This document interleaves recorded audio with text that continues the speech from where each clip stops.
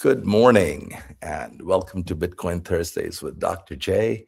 I'm Dr. J and I'm here at, let's see, 3:30 in the morning because I have a flight to catch today to Boston and I'm going to be in the plane at 10 o'clock. Won't be able to do the show. So I decided to record a little bit for you before I get on the plane. So a very Merry Bitcoin Christmas to you. Christmas is a funny kind of time. Time slows down and the noise fades. Right now, it's so quiet. And just for a moment, you're able to step back and start to see patterns. Well, that's what tonight is about. It's not about price or panic, Bitcoin goes up or down, but about perspective. So get your coffee, and I think I'm going to have to get some coffee soon and sit down and let me share a story with you. Once upon a time, a very not so long ago, really, it wasn't that long, there lived a small group of people who were called Bitcoiners. Now, these Bitcoiners, they weren't famous. They weren't invited to fancy parties or conferences. Heck, most of them didn't even agree with each other. They argued. But they did have one very dangerous trait they all shared. And that was they asked why.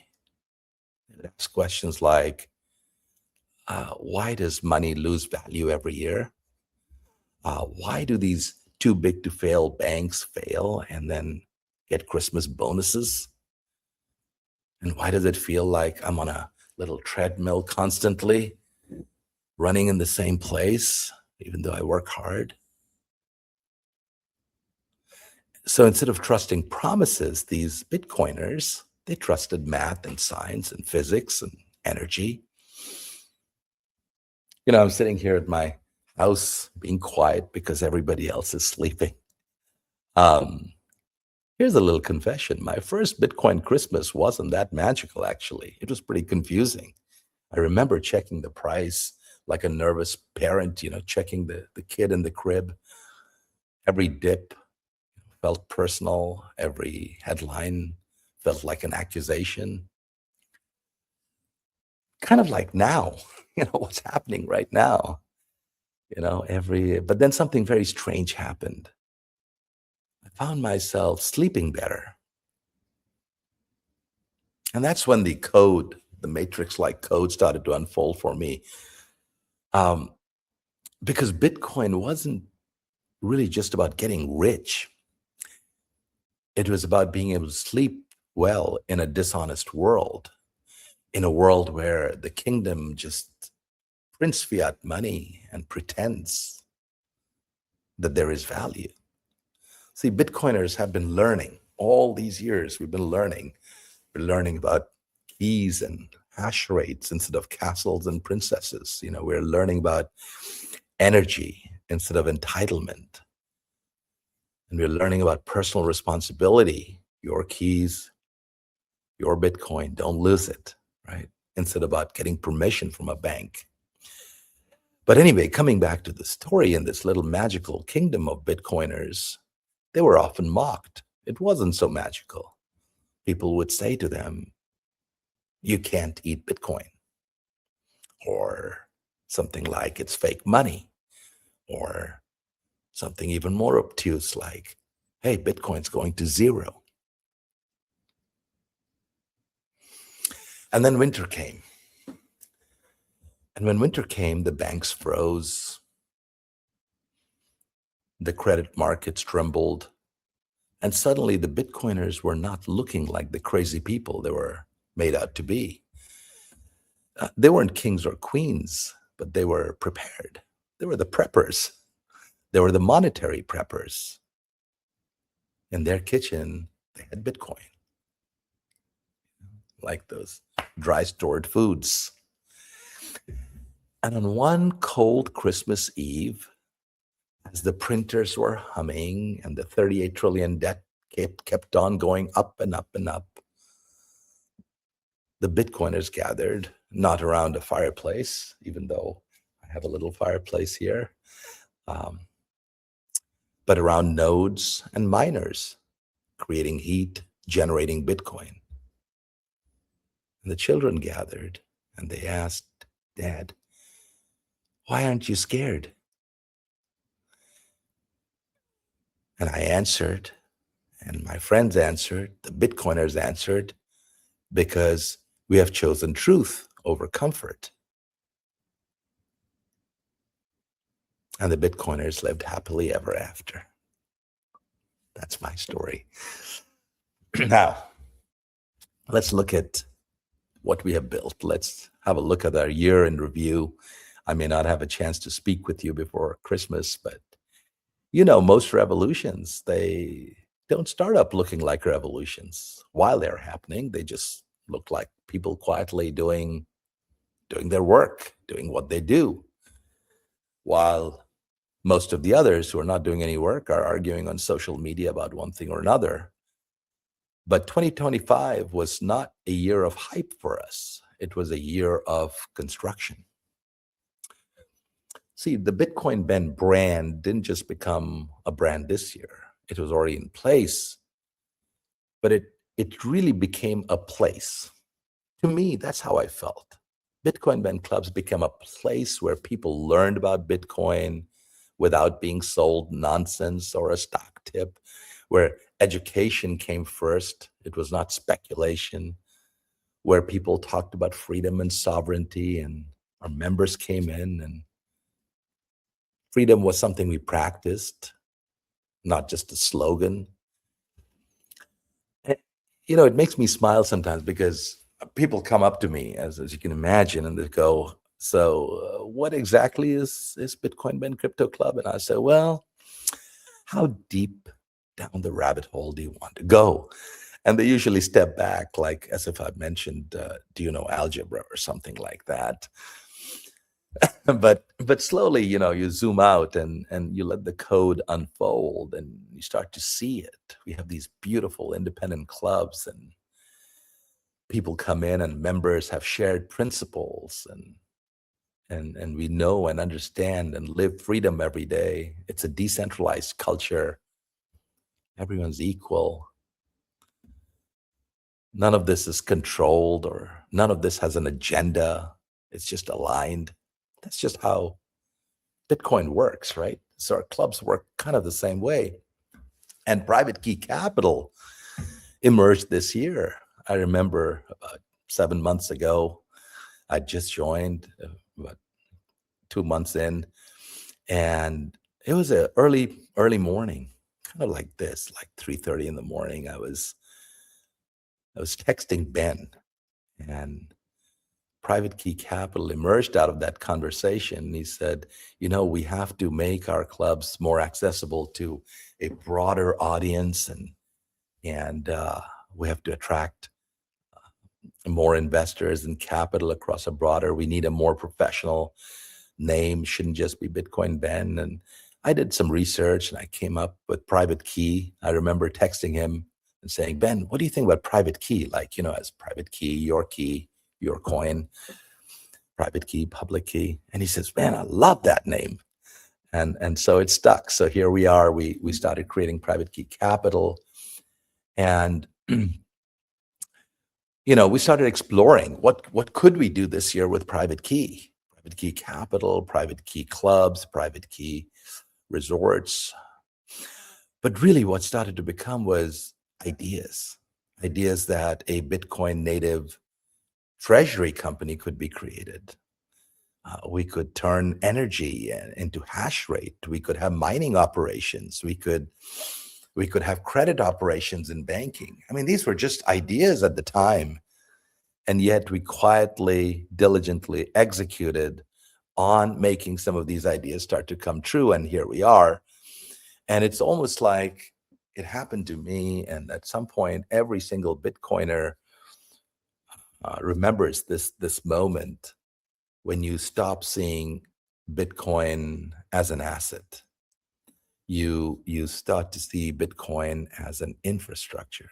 You start to see Bitcoin as energy. You start to see Bitcoin as a timeline, a blockchain of truth timelines. You start to see Bitcoin as trust. When you pull back enough, the whole system just lights up. It's sort of like this beautiful Christmas tree. Emma's been putting up these nice little trinkets on the tree. So it just lights up, and you suddenly realize, I get it. See, this Bitcoin thing, it replaces stuff. It replaces really kind of important stuff, stuff like banks and Federal Reserves and those little things like that. So that's why it matters, and I think every one of us has that aha moment when we start to understand that Bitcoin is this layers of onion rings and onions, and you peel them off and more starts to emerge. So it's really important. And there's a part of education, right? It's a sharing, it's a shared knowledge. We talk about, Bitcoin Thursdays. Ben has been on the road every day. He gets up, no matter where he is on this planet Earth. He gets on that microphone and he shares his ideas. His Bitcoin Ben show is just not just a podcast. It's about not just learning about Bitcoin. I mean, I love these shows that he does because Bitcoin, he talks about faith and Bitcoin. He talks about the physics of Bitcoin. He talks about the history of Bitcoin and beyond, and our own history. He's such a historian. I just love his stories about, everything from 1776 and before that and after that. So, I just think that his shows are not just reacting to the world, it's explaining the world in a way only Ben can. And that matters. And why does that matter? And why are these shows an important part of the Bitcoin Ben clubs and Private Key? It's important and it matters because he who controls the narrative also controls the future. See, Bitcoin Ben realized this a long time ago. He's been shaping and discussing ideas and exposing truths for a very long time. And when we share these truths, as we are doing now, it brings our Bitcoiners together. It builds a stronger community, and it gives us the power that comes from truth. All right. So on this very merry Bitcoin Christmas show, I decided last night, before I went to sleep, I've slept for about 2.5 hours, that I was going to do a top 10 countdown. And so here we go. Number 10. And these are some of my predictions for 2026, how the world is shaping up, what my worldview is, and don't have to agree with everything, but here it goes. Number 10 is the elf economy will start to boom. And who are the elves? I think Jack Mallers and the PayPal guy, those are the head elves. They're building things on the Lightning Network. It's exploding. Lightning Network is perfect. It's going to explode because it works. I just heard Sherpa was telling me that Steak and Shake is going to actually give you the option, if you're an employee, to get your salary in Bitcoin. And that's pretty darn exciting because once you can get Bitcoin as salary and then you start to move transactions, millions and millions of transactions per second on the Lightning Network, adoption starts to happen. So I think these elves, Jack Mallers as the head elf, they don't talk too much, although he does. They build a lot, and I think Lightning is going to start to really explode. That's a good thing. At number 9, Grinch is going to tighten credit. And who's the Grinch? I think JP Morgan's Jamie Dimon is a Grinch, and so are his cohorts in the other big banks. And I think in 2026, the fiat money lending is going to tighten. Compliance is going to grow teeth, and suddenly Bitcoin-backed credit won't sound such crazy anymore. It's actually going to sound like the most reasonable thing there is. Funny how that works, right? So I do think that next year, with all this money printing, you think there'll be a lot of liquidity, and I think the reverse. I think that there's going to be some credit tightening going on. At number 8 is energy becomes the new gold. Bitcoin Ben often talks about, Bitcoin being liquid gold and all of that good stuff. I think energy becomes the new gold. Mining becomes the grid stability because, we sort of have all this energy in the grid and it just flows and we can't store it and energy keeps being produced. And if you don't use it, you lose it. It's an absurd system. The amount of energy that we lose from the grid every single second, and Bitcoin can be that sponge that soaks it up and converts that energy into bits and a Bitcoin, a construct, a mathematical construct that can be stored forever, that can be moved around the world in seconds, that grows in monetary value, that no flood can destroy. Now think about it. When I just take energy and I convert a watt back into a watt in a battery, billions of dollars have been invested into battery technology. But all you're doing is taking a watt and putting it into another device that just stores that watt for a little bit of time. You can't move that battery around like you can move Bitcoin. It depreciates in value because it's a asset that depreciates and it stores energy temporarily. And people think it's the coolest thing in the world to have battery. Well, convert that watt into a bit. Now you got a Bitcoin. You converted that energy into a structure that you can move around and build a monetary system on. So why wouldn't you make energy the new gold by transforming these molecules into bits and then creating a monetary structure around it? I think also rural monetization is going to become a thing in 2026 because there's so many farms and so much space. And I think a distributed energy development, 5 megawatts here, 10 megawatts there, is going to start to take shape. And we're going to be driving that initiative. Rural monetization, rural renaissance. And there's a bill in Florida with Senator Albritton around rural renaissance that I think is going to start to take shape. And I think industrial financing of these micro energy cells, the privatization of energy is going to become a really big thing. Energy will stop being wasted. It's going to be sucked up by Bitcoin, and that value of that energy is going to be sort of put in this box and moved around, right? And at number 7 is, drumroll, the ghost of fiat past. See, our government and other governments in 2026 will really have to revisit what a reserve is, or what settlement risk is, or what credibility even means. That the almighty dollar or the T-bill or the T-bond actually means something. What does it mean to have reserves unless you have Bitcoin in it? What does it mean? What does that piece of paper mean? What is a settlement? What is a counterparty where you just say, hey, I'm just the government, so I'm okay. I don't have counterparty risk. Bullshit. Your credit rating is going down every day.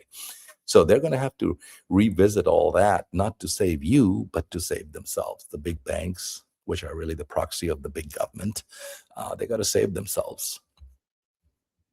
At number 6 is the naughty list.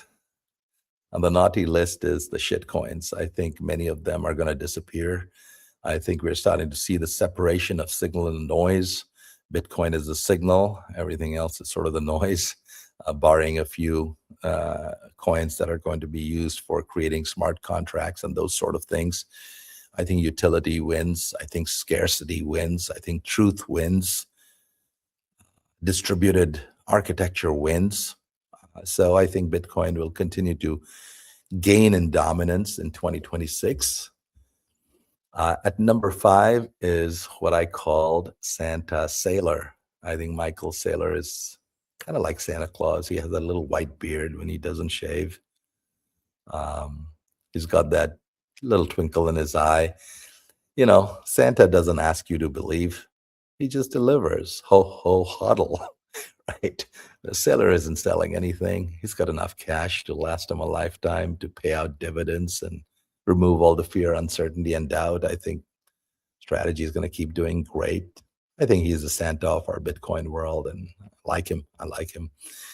At number four is retail products start to grow. I think self-custody becomes normal. Cold storage becomes cool again. I think credit unions like ours, which allow effectively self-custody, you have your own keys, very different from traditional banks where the bank controls your money. This becomes more like a storage facility, right? Where you can store your stuff and you can hold the keys to your storage facility locker. So I think credit unions and that new architecture where you can custody your Bitcoin, but you can get yield for it, which you don't get in your Exodus wallet. You can get downside risk protection with puts and calls, and with options built in, and somebody's managing that for you so that you have downside risk protection on your asset. I think you're going to get credit. So if you put a Bitcoin, you can get a credit card, which you can go spend fiat money anywhere you want. So you're unleashing the potential energy of Bitcoin. So I think retail is going to grow up, and retail banking and credit unions will be really accelerating into 2026. And I think this whole idea of number three is huge. It's huge. It's banking without banks. I think our credit unions, co-ops, private associations, they're going to be the innovators. They're going to be creating new products that eventually the big banks will take on. But this is our year, because Bitcoin's not going to kill banks. It's just going to force them to behave in a certain way. And I think that's what's starting to happen. At number two is hash rate is geopolitics. So what do I mean by that? There was a time when aircraft carriers sailing the seven seas were really powerful, and they still are. It was a bit of sovereign American soil in 30-foot waves in some obscure part of the world, and that whole geopolitical structure of that part of the world would start to shape and bend to the needs and the movements of the aircraft carrier. That's what geopolitics was. Well, hash rate is going to become the geopolitics in 2026. We have still 4 more years of pretty solid mining to be done, a lot of Bitcoin to be mined. I think mining becomes a strategic infrastructure, and countries with cheap energy will win. I think it's really important that you start to understand that energy is going to be the weapon that countries will yield to make Bitcoin, and therefore stabilize their treasuries and create credit and come into the new world. And finally, at the number one spot, my prediction is that Bitcoin will stop explaining itself. That's going to be the biggest shift in 2026. Bitcoin no longer cares whether you understand it. It just works. Just like the cell phone of mine over here. You don't know how the touchtone screen works, and you don't know what's inside, and you have no idea what chips are used. But you use it and it works. Same thing with Bitcoin. It just doesn't care anymore. We have done enough podcasts. We have done enough shows. President Trump has posted enough stuff about Bitcoin, the best 10 minutes of Bitcoin explanation. Bitcoin doesn't care if you understand it anymore. It just works. It's going to be adopted whether you like it or not. That's so there you go. So let me just close. I have to take a shower and get ready. It's almost 3:50 in the morning. I have to leave by 4, so I got to close out my show here. So let me close out. As CEO, my job is not to predict the future necessarily. It is to build something that'll survive in spite of the future. And Private Key is what we are designing and building and constructing very carefully, very thoughtfully, as a Bitcoin standard in an energy constrained world, in a post-fiat reality. the things that we are building today with Private Key Capital is really important. It's being built to survive that. No, it's not going to be easy. We're going to do a thoughtful rebranding, not just cosmetic makeover of putting a new banner on our clubs. There's going to be a very thoughtful rebranding of Bitcoin Ben Crypto Clubs into Private Key Clubs, Private Key Resorts, Private Key Credit Unions, Private Key Capital, which is the capital arm of the company. So there's going to be a clear separation of treasury and mining and energy and digital credit. And so this is an architecture that we are building. We're going to be very thoughtful about it. We're going to be very diligent about it. And there'll be capital structures that'll be aligned to this architecture, right? Because we're going to get capital to build the Bitcoin economy from individuals, high net worth, our members, from hedge funds, from private equity, from family offices. And we have to be able to absorb large amounts of capital. We have to be able to provide complete transparency to how we are allocating those funds into our vision of what the Bitcoin world looks like. It has to be aligned with truth. And so our capital stack, our capital structure is going to be redefined. Most importantly, in 2026, it's certainly my plan and vision to hire some exceptional people, people who are knowledgeable and freedom oriented, and people who understand treasury, people who understand call and put options and straddles and collars, people who understand energy credits and production of energy in various forms and renewables and mining. We need to hire people who understand banking, digital credit, digital capital. So there's a lot of exceptional people that we're going to start to bring into the team. And my directive as CEO will be to really look at timing over ego. We all want everything done yesterday, and we all want by Q2, we're going to finish this. No, I don't want to put any artificial deadlines, no empty promises. I just want a commitment that we will build this. We're building something very powerful, but we're going to build it thoughtfully, diligently, correctly, but relentlessly. So there's some very big things that are going to happen in 2026 for the Bitcoin Ben clubs transforming to Private Key clubs, and all of the re-architecture of the separation of the functions, the capital stack, the structure, the architecture, which will allow us to withstand any sort of blows that come, in the following years. So, that's a lot to do. That's a lot of mouthful of words there, but these are all being enacted. Nathan has already started on that process of rebranding with his team. You're gonna get a little letter from me. It'll probably be in your email box, which kind of outlines the summary of our accomplishments and our goals and vision for the next year.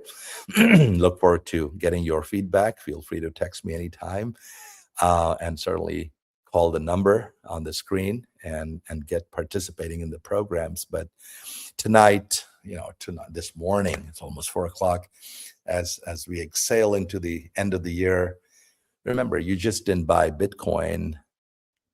Whenever you did, you chose honesty, because at some point, each one of you will zoom out far enough to see a pattern that is beautiful, that this Bitcoin is here to stay. It's accelerating. We're going to the acceleration phase of the curve. I think 2026 is going to be a wonderful year for us when Bitcoiners live, how do they say that in the fairy tale? Happily ever after.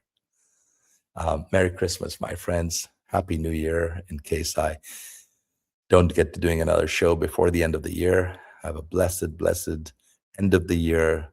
Give your friends and family a tighter hug. It's a very special time of the year. I'm just so excited to be part of this movement, to have this opportunity to have each one of you in my life, my family's life. We are dedicated to the cause here that we are building together, and let's do it. So thank you again for your time. Sorry, I'm a little short today because I got to run. I have to run over to Boston. I'll be in the plane at 10 a.m. in the morning, so that's why I'm recording this right now. And we have a New Year's party, Christmas party in Leominster, our Boston office, with a couple of potential senators coming there, and Ben's going to be there, so I'm excited to see him. God bless you, and God bless America. Merry Christmas. Love you guys.